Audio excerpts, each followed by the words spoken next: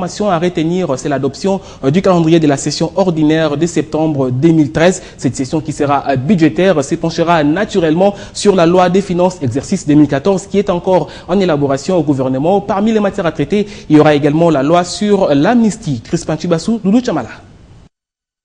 Après avoir été examiné en conférence de présidents, le calendrier de cette session budgétaire a été adopté ce lundi en plénière par les élus du peuple.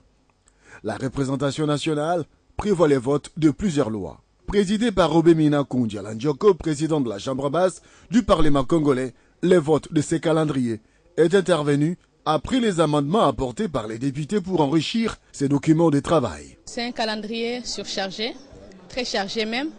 Donc je pense que si nous nous engageons avec une volonté pour la République, nous allons traiter toutes les questions inscrites à cette session même. Ça fait pratiquement plus de 47 propositions de loi et lois. Je pense que la tâche elle est très lourde. Nous devons peut-être aller jusqu'en session extraordinaire. Pourquoi? Parce que nous avons aussi le budget que nous devons travailler, qui jusque-là n'est pas encore déposé. Vu l'abondance de matière, la tenue d'une session extraordinaire pointe à l'horizon. Il y a beaucoup de matière, je crois que nous n'allons peut-être pas terminer ça pendant cette session et si tout va bien, on risque d'avoir une session extraordinaire. Et les recommandations des concertations nationales devront être examinées et traduites en texte de loi par le Parlement congolais.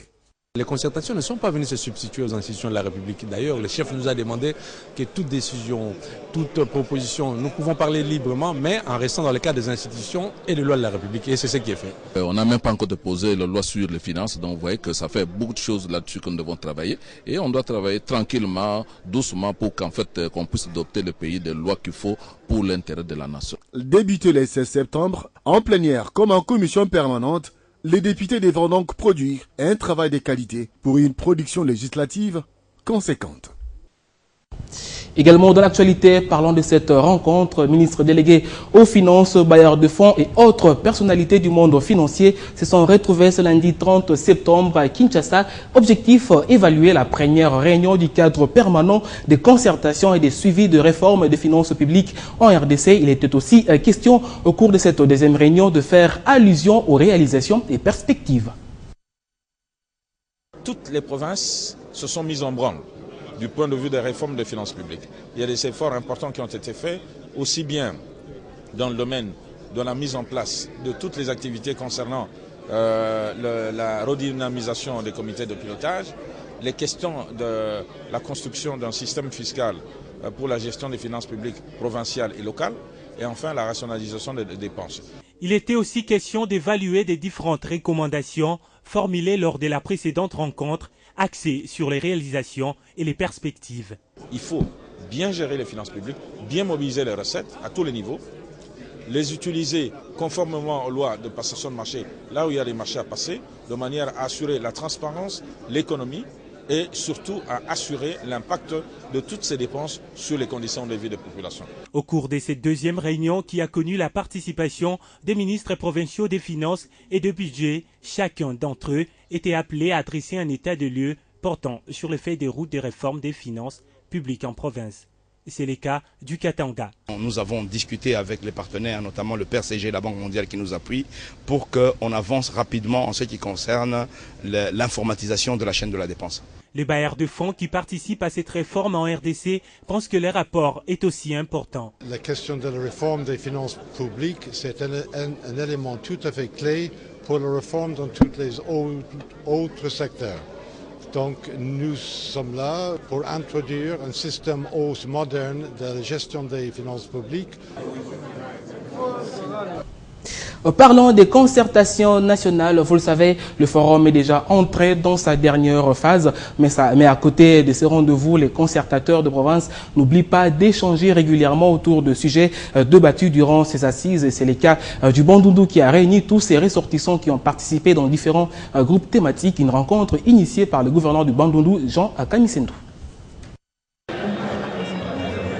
Il est exactement 17h30 lorsque le gouverneur de la province du Bandundu fait son entrée. Dans cette salle sont conviés à cette rencontre l'ensemble de l'élite de cette province. Le rendez-vous se tient sur invitation de Jean Kamisendou. Au menu, les concertations nationales. Nous avons donc profité de l'opportunité que nous a offerte les concertations nationales pour réunir et les concertateurs venus du Bandundu profond et de l'extérieur de la province pour discuter ensemble avec les députés et les sénateurs. Rendre compte de ce que nous avons fait pendant 16 mois dans la province. Ministres nationaux et provinciaux, députés nationaux et provinciaux, des professeurs d'université et d'autres notables, tous ressortissants du Bandundu, ont répondu favorablement à cet appel. La cohésion nationale que nous recherchons, que le chef de l'État recherche, passe par une multitude de cohésions à tous les niveaux. Les provinces, cela s'entend. Le Bandundu a des problèmes de développement. Pour régler ces problèmes de développement, les fils et filles des Bandundu ont besoin d'être ensemble. Nous souhaiterions que nos aînés puissent multiplier de telles rencontres pour que nous puissions discuter province et nation. Le Bandundu, une province à vocation agricole, veut étendre son développement et participer ainsi au redécollage de la République démocratique du Congo. Après une participation active aux concertations nationales au sein de groupes thématiques, les ressortissants de cette province veulent tous parler un même langage. Congolais et Rwandais unis, c'est un fait peut-être inimaginable pour l'instant, mais si c'est pour un objectif commun, c'est possible. Voilà ce qu'on doit comprendre de ce qui vient de se passer le week-end dernier au Canada. La diaspora congolaise et rwandaise ont communié pour contrecarrer Paul Kagame. Les manifestants s'en sont pris au cortège du président rwandais à Toronto. Sa voiture a été caillassée. Ils ont dit manifester leur mécontentement face à la guerre que le régime de Kigali impose à la RDC à travers le M23. Fabien Lumbala. Le président Kagame n'a plus bonne presse, même dans les milieux des ressortissants rwandais au Canada. Sa politique intérieure d'exclusion et surtout les crimes qu'il a fait commettre à ses concitoyens du M23 sur les sols congolais ont complètement terni son image dans l'opinion internationale au-delà du marketing tant chanté sur sa gestion des aides financières allouées à son pays par les grandes puissances. Après son discours à la tribune de l'ONU, le magistère de Kigali s'est rendu au Canada, mais dans cette ville de Toronto, il a failli laisser sa peau à bord de cette Jeep le transportant et dont la glace n'a pas très bien résisté à l'attaque de la diaspora congolaise et rwandaise. Heureusement, cette intervention de la police canadienne par rapport à ce qui lui était arrivé dernièrement à Londres lors de son passage à l'université Oxford, le dirigeant rwandais ne semble pas prendre la mesure de sa politique d'exclusion de la majorité du peuple rwandais et celle de réduire à néant tout un peuple, le peuple congolais, sur sa terre par des humiliations, des viols et des massacres. Ce n'est pas un marchandage, le monde le témoigne à travers des rapports et surtout des vidéos authentiques que nous nous abstenons de mettre à votre disposition pour des raisons de sensibilité. Mais une question caresse notre esprit, pourquoi les pays et les villes qui reçoivent le chef de l'État rwandais ne prennent-ils pas des dispositions pour assurer la sécurité de ce grand dirigeant africain? Est-il devenu de trop difficile d'y répondre pour l'instant? Mais tout ce que l'on sait est que les massacres perpétrés sur le sol congolais par l'armée rwandaise, ougandaise et autres affairistes à travers les différents mouvements terroristes, dont le plus nuisible M23, ont des échos partout dans le monde. Même les grands médias contraints d'en parler de moins en moins éprouvent désormais une certaine culpabilité. Certains analystes estiment qu'il serait un jour difficile pour des États démocratiques qui tiennent encore aux valeurs humaines de dérouler le tapis rouge au pied de cet homme dont le passé et le présent deviennent lourds et même très lourds. Parlons à présent de la Commission électorale nationale indépendante. Le secrétaire exécutif de cette structure a désormais de nouveaux animateurs. Il s'agit de Flavien Missoni, nommé secrétaire exécutif national, et de Corneille Onanga, secrétaire exécutif national adjoint. La décision le nommant, signée le 28 septembre dernier, a été rendue publique ce lundi au siège de la CENI. Article 1er, sont nommés aux fonctions en regard de leur nom et prénom les personnes ci-après. Premier tiré, Monsieur Flavien Missoni Bayae, secrétaire exécutif national. Deuxième tiré, Monsieur Corneille Nanga Yobelo, secrétaire exécutif national adjoint. Article 2. Sont abrogées toutes les dispositions antérieures contraires à la présente qui entrent en vigueur à la date de sa signature. Fait à Kinshasa le 28 septembre 2013. Autre chose, les regroupements des associations membres adhérents pour les actions de Joseph Kabila Rama, une structure qui milite pour l'amélioration des conditions de vie de la population congolaise, vient de sceller un partenariat avec l'association de développement Chine RDC. C'était ce lundi au cours d'une cérémonie organisée au fleuve Congo Hotel. Suivez. Une signature, puis des accolades. Et c'est parti pour un partenariat entre le regroupement des associations membres adhérents pour les actions de Joseph Kabila et l'association de développement et coopération Chine-RDC. Ces protocoles d'accord signés entre les deux parties permettra à soutenir les actions des Rama qui militent pour le bien-être du social de la population congolaise et de plus vulnérable. Nous allons commencer par la construction de logements sociaux. Nous avons aussi le problème de l'agriculture et de l'élevage. Et cela se fera après des commissions que nous allons faire ensemble. Parce que là, nous avons maintenant les moyens de pouvoir résoudre le problème social des personnes vulnérables que nous encadrons en RDC. Je crois que ce partenariat va nous apporter de très bons fruits. Cet accord, salué par la partie chinoise, vise pour un premier temps les soutiens de la construction des logements sociaux, de l'agriculture et de l'élevage. Cette fois, j'ai trouvé une vraie amitié au Congo. Et pour deux pays, c'est le même. J'ai beaucoup confiance.